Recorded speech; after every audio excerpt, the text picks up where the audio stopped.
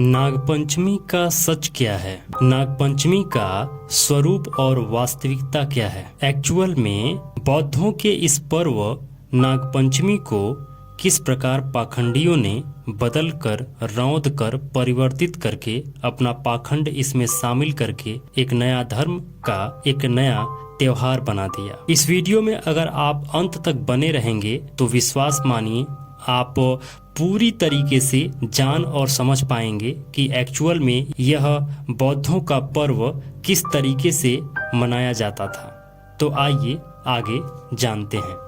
आगे बढ़ने से पहले मेरे मित्रों निवेदन है, जो भी मित्र अभी तक इस चैनल को सब्सक्राइब नहीं किए हैं तो जल्दी से जल्दी सब्सक्राइब कर लीजिए, लाइक करके हमारा उत्साह जरूर बढ़ाइए और कमेंट में जरूर लिखिए कि ये वीडियो आपको कैसा लगा और ज़्यादा से ज़्यादा लोगों को ये वीडियो शेयर जरूर करिए। चलिए शुरू करते हैं। नाग लोग भारत के मूल निवासी हैं। इन्हें असुर कहा गया। नागवंशी राजा व योद्धाओं में अनंत, वासुकी, शेष, पदम, कमल, ककोटिक, अस्तर, शंखपाल, कालिया और पिंगल नागवीर प्रसिद्ध हैं। ये सारे नाम नागवंशियों के लिए प्रसिद्ध हैं। भारत में इनका ही वर्चस्व था और यह नाग भगवान बुद्ध के अनुयायी व बौद्ध धर्म के प्रचारक। उनका साम्राज्य भारत, यूनान, मिस्र, चीन, जापान आदि देशों में भी रहा है। नागवंश के बौद्ध लोग सावन की पंचमी के दिन वार्षिक पंचायत करते थे। यह पंचायत मुखिया का चुनाव के लिए होती थी। इस दिन लोग नहा धोकर अपने आराध्य देव भगवान बुद्ध की वंदना करके सुबह ही गांव में संस्थागार में एकत्र हो जाते थे। उनका आपसी रहन सहन समता, एकता, न्याय और भाईचारा पर आधारित था। मुखिया तथा संघ नायक के चुनाव के दौरान प्रत्याशी के योग्यता प्रदर्शन के लिए कई तरह की प्रतियोगिता हुआ करती थी, जैसे तलवारबाजी, घुड़सवारी, तीरंदाजी, मल्ल युद्ध।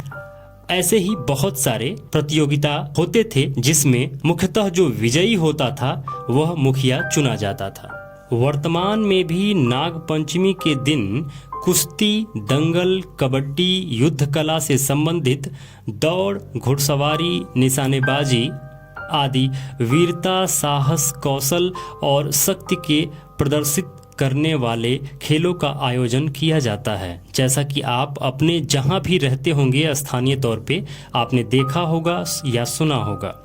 इसलिए नागपंचमी नागों द्वारा चयन किया गया वही दिन है जिस दिन वह अपने सेनापति, मुखिया और किसी श्रेष्ठ पद का चुनाव करते थे। वार्षिक बैठक किया करते थे इसी दिन, नागपंचमी वाले दिन। यह दिन नागवंश के लिए केवल परंपरा और पराक्रम और वीरता दिखाने का ही नहीं था, बल्कि इस दिन का महत्व धार्मिक श्रद्धा और समर्पण की दृष्टि से और भी अधिक था, क्योंकि इसी दिन आर्य राजा परीक्षित व जन्मेजय द्वारा असंख्य नागों को आग में झोंककर मार डाला गया था। इससे आर्य व अनार्यों में संघर्ष बढ़ गए। तभी से नागों को गुमराह करके उनके क्रोध को शांत करने के लिए उनके नाम की पूजा प्रारंभ की गई। यह दिन उन्हीं नागों की स्मृति में मनाया जाता है। नागवंश की स्त्रियां इसी दिन को नदी, तालाब के किनारे जाकर स्नान कर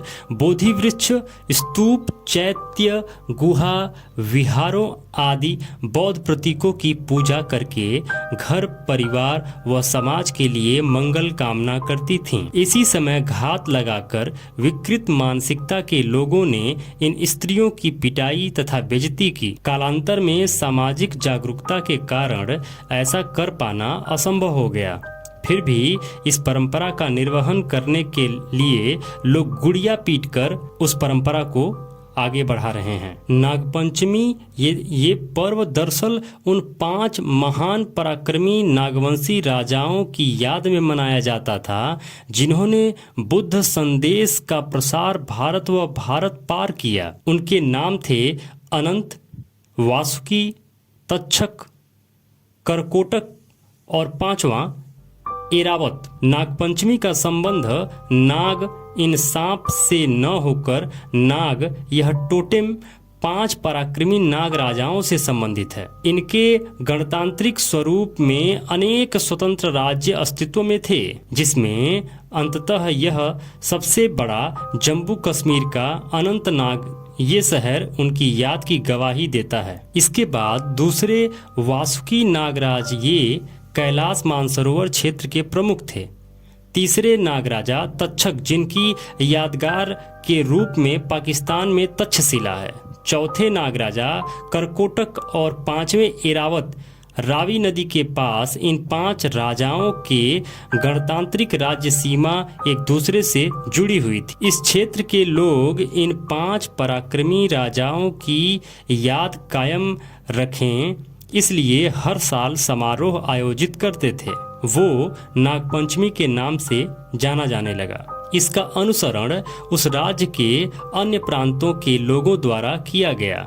इस तरह नागपंचमी का समारोह पूरे देश में मनाया जाने लगा। आर्यों ने अपना वर्चस्व कायम रखने नागराजा को सांप में परिवर्तित कर दिया। नागराजा के इस पुरामिथकीय सच को ऐतिहासिक रिसर्च की अपेक्षा है। सभी समाज अपने सामाजिक विरासत को लेकर गौरवान्वित होते हैं। ऐतिहासिक रिसर्च की व्यवस्था करते हैं ताकि वे अपने गौरवपूर्ण इतिहास का संरक्षण कर सकें। हम इस दिशा में न सिर्फ पिछड़े हुए हैं, बल्कि उधार के ऋषियों से स्वयं को महिमा मंडित कर रहे हैं। ये हमारे लिए घातक है। नागपंचमी अब सांपों की पंचमी हो गई है। नागवंशियों की पंचमी लुप्त हो गई है। बावजूद इसके आज भी हम लोग घर की दीवारों पर 5 नाग बनाना भूले नहीं हैं। ये 5 नाग ही हमारे पूर्वज के नाग राजा हैं। धार्मिक परिसीमा से बाहर निकलकर नागपंचमी के त्योहार का महत्व नागवंशियों को जानना चाहिए। किसी भी परिवार की धुरी स्त्रियां होती हैं। नाग परिवारों की धुरी भी स्त्रियां ही थीं। इन्हीं स्त्रियों में एक नाम नागनिका था। नागनिका वह पहली स्त्री थी जिसे इतिहास में पहली रानी होने का गौरव प्राप्त है। नागनिका नाग प्लस निका, जिसमें नाग का अर्थ सांप नहीं बल्कि नाग वंश से है। निका स्त्रीलिंग है जिसका पुल्लिंग निक है। निक का अर्थ सौम्य, सुकोमल, गोल मटोल, सुडौल, सीलवान, शुद्ध, निर्मल, प्रांजल आदि होता है।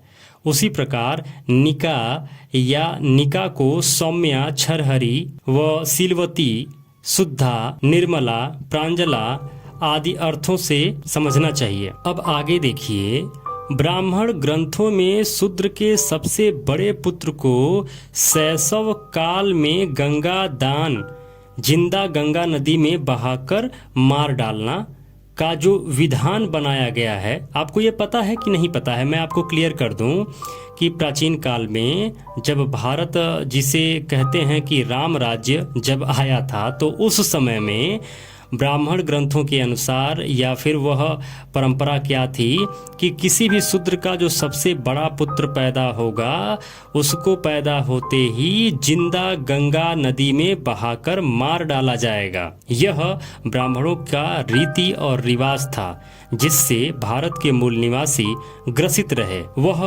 बड़े पुत्र की धम्म दीक्षा से रोकने के उद्देश्य से ही किया गया है। न रहेगा बांस न बजेगी बांसुरी। सबसे बड़ा पुत्र ही नहीं रहेगा तो धम्म दीक्षा कौन लेगा?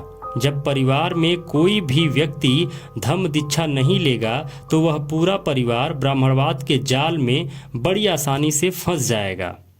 ऐसा बुद्ध के क्रांति के विरोध में ब्राह्मणों ने प्रतिक्रांति के रूप में किया। यह वह समय था जब किसी भी मूल निवासी, किसी भी नागवंशी, किसी भी शूद्र जिनको ये बोलते हैं के घर अगर कोई बड़ा पुत्र पैदा होता था तो उस समय गंगा नदी में उस बच्चे को बहाकर मार डाला जाता था। नागपंचमी की सच्चाई को जानने हेतु सबसे पहले भारत की भाषा और उस भाषा अनुसार इसका अर्थ को जानना चाहिए, तभी नागपंचमी के समीप हम और आप पहुंच सकते हैं। भारत की भाषा पाली थी जिस अनुसार नाग पंचमी का शुद्ध नाम नाग पंचमी होता है। नाग यानी श्रेष्ठ बलशाली, और पंचमी यानी 5 1500 वर्ष वाली समृद्धशाली और विश्व गुरु वाले भारत में जनपद या बड़े साम्राज्य का शासक वर्ग अपनी पीढ़ी दर पीढ़ी वाली राजतंत्र को एक नाम वाली पहचान बनाने हेतु अपने वंश का नाम देते थे। उसी वंश नाम में एक वंश नागवंश का मिलता है, जिस नागवंश की आज पंच पीढ़ी ने धर्म की रक्षा जबरदस्त तरीके से किया। आइए उस भारत, उस गौरवशाली, उस विश्व गुरु भारत के जैसा नागपंचमी हम फिर से मनाना शुरू करें। अपने इस पर्व को हम फिर से याद करें और मनाना शुरू करें। आइए उस पुरानी परंपरा जैसी आप भी शील सदाचार वाली परंपरा को जीवित करने हेतु बलशाली बने, शक्तिशाली बने, श्रेष्ठ बने। नागों की इस परंपरा का निर्वहन करें, उस महान भारत की परंपरा का निर्वहन करें। नागपंचमी मूल निवासियों का पर्व है, इसे खुशहाली से मनाएं और भारत को पुनः बुद्धमय बनाने में सहयोग करें। एक दूसरे को बधाई दें और हर्षोल्लास के साथ यह पर्व जरूर मनाएं।